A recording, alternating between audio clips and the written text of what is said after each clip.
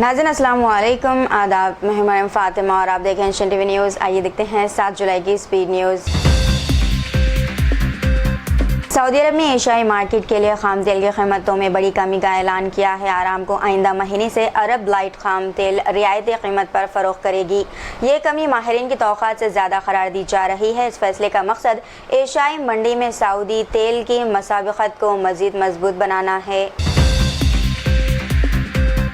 Iran ने अपने हरमज़ से गुजरने वाली 2 तिजारती जहाज़ों पर मिसाइल दागने का दावा किया है। रिपोर्ट्स के मुताबिक हमले में कतर से मुताल्लिक़ एक ऑयल टैंकर समेत 2 जहाज़ों को नुकसान पहुंचा है। हुकाम के मुताबिक वाक़े में किसी जानी नुकसान की इत्तला नहीं मिली है। इस वाक़े के बाद आबनाए हरमज़ में बहरी जहाज़ ईरानी की सलामती पर तशवीश बढ़ गई है। कर्नाटक के मुख्तलिफ इलाकों में मुसलसल मूसलाधार बारिश से मामूलाती ज़िंदगी मुतासिर हो गई है। एहतियाती इक़दाम के तौर पर कई ताल्लुक़ों में स्कूल और आंगनवाड़ी मराकज़ बंद कर दिए गए हैं। इंतज़ामिया ने नशीबी इलाकों के रिहायशियों को गैर ज़रूरी सफ़र से गुरेज करने की हिदायत दी। महकमे मौसमियात यानी कि मेट्रोलॉजिकल डिपार्टमेंट ने आइंदा 2 दिनों में मज़ीद शदीद बारिश की पेशनगोई की है। ईरान के शहर ख़म में आयतुल्लाह ख़ामेनी की नमाज जनाजा लाखों सुअगवारों की मौजूदगी में अदा की गई। जनाजे में आला सरकारी, अस्करी और मजहबी शख्सियात ने भी शिरकत की। नमाज जनाजा की इमामत आयतुल्लाह जवादी ने कराई, जबकि सख्त सिक्योरिटी इंतजाम किए गए थे। हिज़्बुल्लाह के सरबराह हसन नसरुल्लाह के साहबजादे की शिरकत भी तवज्जो का मरकज़ बनी रही। ईरान ने अमेरिकी सदर डोनाल्ड ट्रंप के हालिया बयान पर सख्त रद्द-ए-अमल ज़ाहिर किया है। ईरानी अहदेदार मोहम्मद बाक़र ज़ुल्फ़िक़दर ने कहा है कि धमकियों की ज़बान कबूल नहीं की जाएगी। इन्होंने खबरदार किया है कि अगर एहतराम बरकरार ना रखा गया तो ईरान भी सख्त जवाब देगा। ईरान ने अमेरिका पर धमकियों और दबाव की पॉलिसी तर्क करने पर जोर दिया। जम्मू कश्मीर के ज़िले डोडा के थातड़ी इलाके में बादल फटने से अचानक सैलाब आ गया। सैलाब और मिट्टी के तोदे गिरने से कई घरों, दुकानों और गाड़ियों को नुकसान पहुंचा। वाक़े के बाद डोडा कश्तवाड़ में कौमी शाहराह पर ट्रैफिक भी मुतासिर हुई। हुकाम के मुताबिक फ़िलहाल किसी जानी नुकसान की इत्तला नहीं मिली, जबकि इमदादी कार्रवाइयाँ जारी बताई जा रही। पुर्तगाल के कोच रॉबर्टो मार्टिनेज ने वर्ल्ड कप से अखराज के बाद इस्तीफा दे दिया है। इन्होंने कहा है कि कौमी टीम के साथ ये इनका आखिरी मैच था। मार्टिनेज ने पुर्तगाल में मिलने वाली मोहब्बत और हिमायत पर शुक्रिया अदा किया है। इन्होंने 2023 से पुर्तगाल फुटबॉल टीम की कोचिंग की जिम्मेदारी संभाली थी। तेलंगाना के नायब वज़ीर आला ने कहा है कि मजबूत सनती तरक्की, जदीद टेक्नोलॉजी और बेहतर बुनियादी सहूलतों की वजह से हैदराबाद सरमायाकारों की पसंदीदा जगह बन रहा है। इन्होंने कहा है कि रियासती हुकूमत सरमायाकारी करने वाली कंपनियों को मुकम्मल ताउन फराहम करेगी।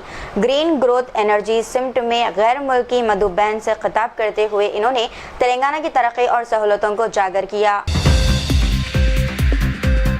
अमेरिकी सदर डोनाल्ड ट्रंप तुर्की को दोबारा F-35 प्रोग्राम में शामिल करने पर तैयार हैं। रिपोर्ट के मुताबिक मामला तुर्की सदर उर्दोन से मुलाकात के दौरान ज़ेर बहस आएगा। तुर्की की रूसी S-400 खरीदारी के बाद इससे पहले F-35 प्रोग्राम से निकाला गया था।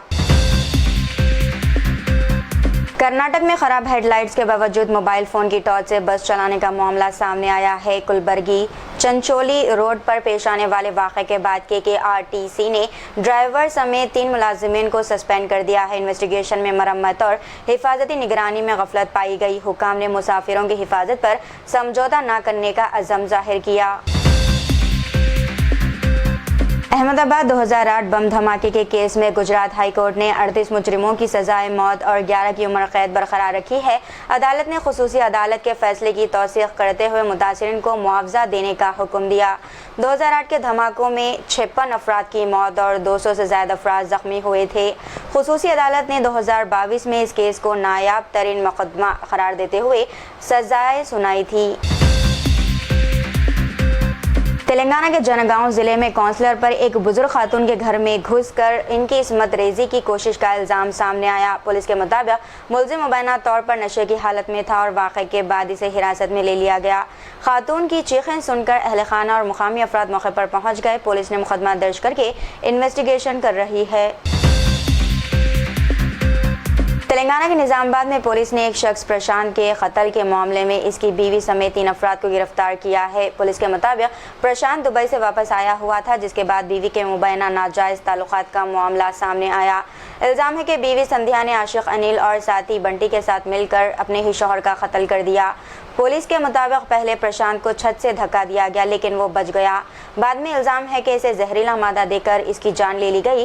پولیس نے تینوں ملزمان کو گرفتار کر کے انویسٹیگیشن کر رہی ہے۔ کرناٹک میں SIR یعنی کہ اسپیشل انٹینسیو ریویژن مہم پر BJP اور JDS نے الیکشن کمیشن سے شکایت کی ہے۔ دونوں جماعتوں کا الزام ہے کہ ووٹر فارم مساجد اور کمیونٹی ہالوں میں بھرے جا رہے ہیں۔ انہوں نے اس انتخابی شفافیت کے خلاف قرار دیتے ہوئے انویسٹیگیشن کا مطالبہ کیا ہے۔ NDA وفد نے چیف الیکٹورل آفیسر سے ملاقات کر کے شکایت درج کروائی۔ آندھرا پردیش کی ایک اسٹوڈنٹ اٹلوری پرسنا امریکہ کے نیو یارک میں سڑک حادثے میں ہلاک ہو گئی ہے۔ وہ دوستوں کے ساتھ مندر جا رہی تھی کہ سگنل پر کھڑی کار کو تیز رفتار گاڑی نے ٹکر مار دی۔ حادثے میں پرسنا اور ایک اور خاتون موقع پر ہی جاں بحق ہو گئی جبکہ ایک شخص زخمی ہوا۔ پرسنا NTR ضلع کی رہائشی تھی اور حال ہی میں پیس یونیورسٹی سے گریجویشن مکمل کی تھی۔ ابوظہبی کے بک ٹکٹ ڈرا میں دہلی کی 42 سالہ کنیکا اروڑا نے 25 ملین درہم تقریباً 64.9 کروڑ روپے کا جیک پاٹ جیت لیا۔ کنیکا نے کہا ہے کہ اتنی بڑی رقم جیتنے کی خبر پر وہ حیران رہ گئی اور خوشی کا اظہار کیا۔ انہوں نے بتایا کہ انعامی رقم سے سب سے پہلے وہ اپنا نیا گھر خریدنے کا ارادہ رکھتی ہیں۔ بک ٹکٹ متحدہ عرب امارات کی مشہور ماہانہ رافل اسکیموں میں سے ایک ہے۔ پونے کے کیتن اگروال مرڈر کیس میں پولیس کا دعویٰ ہے کہ سیا گوئل اور چیتن چودھری نے مبینہ طور پر خفیہ شادی کی تھی۔ پولیس کے مطابق کیتن کو 18 جون کو لوہا گڑھ قلعے سے دھکا دے کر قتل کیا گیا تھا، جس میں دونوں ملزمان گرفتار ہیں۔ تفتیش میں موبائل چیٹس، کال ریکارڈز اور دیگر ڈیجیٹل شواہد کی جانچ کی جا رہی ہے۔ پولیس کا کہنا ہے کہ قتل کی مبینہ سازش اور وجوہات کی انویسٹیگیشن ابھی بھی جاری ہے۔ انڈونیشیا کے صدر پربیوو سبیانتو نے وزیر اعظم نریندر مودی کی تعریف کرتے ہوئے کہا ہے کہ وہ ان کے کام اور پروگراموں کو فالو کرتے ہیں۔ انہوں نے کہا ہے کہ بھارت کی ترقی اور کامیاب اسکیموں سے متاثر ہو کر وہ کئی پروگرام انڈونیشیا میں بھی نافذ کر رہے ہیں۔ یہ بیان مودی کے دورے انڈونیشیا کے دوران ایک عشائیہ تقریب میں دیا گیا جہاں صدر پربیوو نے ان کا استقبال کیا۔ اس موقع پر وزیر اعظم مودی کو انڈونیشیا کے اعلیٰ ترین سول اعزاز سے بھی نوازا گیا۔ BJP لیڈر پرکاش ریڈی نے SIR ووٹر لسٹ مہم کو لے کر الیکشن کمیشن پر دباؤ کا الزام لگایا ہے۔ انہوں نے بیرسٹر جناب اسدالدین اویسی کے مستقل رہائشی سرٹیفکیٹ PRC کے مطالبے کی مخالفت کرتے ہوئے اعتراض کیا۔ ریڈی نے الزام لگایا ہے کہ غیر قانونی ووٹروں کو شامل کرنے کی کوشش کی جا رہی ہے، تاہم یہ الزامات سیاسی بیان بازی کا حصہ ہے۔ انہوں نے الیکشن کمیشن سے ووٹر لسٹ کی تیاری میں مکمل احتیاط برتنے کی اپیل کی۔ حیدرآباد پولیس کمشنر VC سجنان نے پیرنٹس سے بچوں کو روڈ سیفٹی کے اصول سکھانے کی اپیل کی ہے۔ انہوں نے کہا ہے کہ بچے سڑک پار کرتے وقت رکیں، دیکھیں اور کراس کریں کے اصولوں پر عمل کریں۔ کمشنر نے اسکول بس ڈرائیوروں کو بھی ہدایت دی ہے کہ بچوں کو محفوظ طریقے سے گھر تک پہنچانے کی ذمہ داری نبھائیں۔ انہوں نے کہا ہے کہ تھوڑی سی احتیاط اور صبر کئی حادثات کو روک سکتا ہے۔ تلنگانہ کے سسپینڈ DSP بھیم ریڈی کو غیر متناسب اثاثے جات DA کیس میں گرفتار کرنے کے بعد چنچل گوڑہ جیل بھیج دیا گیا ہے۔ ACB نے ان کے گھروں، آفسوں اور دیگر مقامات پر چھاپے مار کر مبینہ طور پر کروڑوں روپے کے اثاثوں کی جانچ شروع کی ہے۔ حکام کے مطابق ان کے اثاثوں کی مالیت تقریباً 300 کروڑ روپے تک ہونے کا دعویٰ کیا گیا ہے۔ پولیس نے بدعنوانی سے متعلق دفعات کے تحت مقدمہ درج کر کے مزید انویسٹیگیشن کر رہی ہے۔ علی مرچنٹ نے حیدرآبادی مرفے کو ملک بھر میں متعارف کرانے کی کوشش کی ہے۔ ٹی وی ایکٹر اور DJ علی کا کہنا ہے کہ مرفا صرف میوزک نہیں بلکہ حیدرآباد کی ثقافت اور جذبات کی پہچان ہے۔ انہوں نے مختلف شہروں میں مرفا پرفارم کیا ہے جہاں لوگوں نے اس کی توانائی کو پسند کیا ہے۔ علی کے مطابق مرفے کو حیدرآباد سے باہر بھی بڑا مقام ملنا چاہیے کیونکہ میوزک لوگوں کو جوڑتی ہے۔ تلنگانہ ہائی کورٹ نے فاطمہ اویسی ایجوکیشنل انسٹیٹیوشن کی عمارت کے خلاف فی الحال کوئی سخت کارروائی نہ کرنے کا حکم دیا ہے۔ سالار ملت ایجوکیشنل ٹرسٹ نے عدالت میں درخواست دائر کرتے ہوئے کہا تھا کہ عمارت کو منہدم کرنے کی کوششیں کی جا رہی ہیں، جبکہ ریگولرائزیشن کی درخواست 2016 سے زیر التوا ہے۔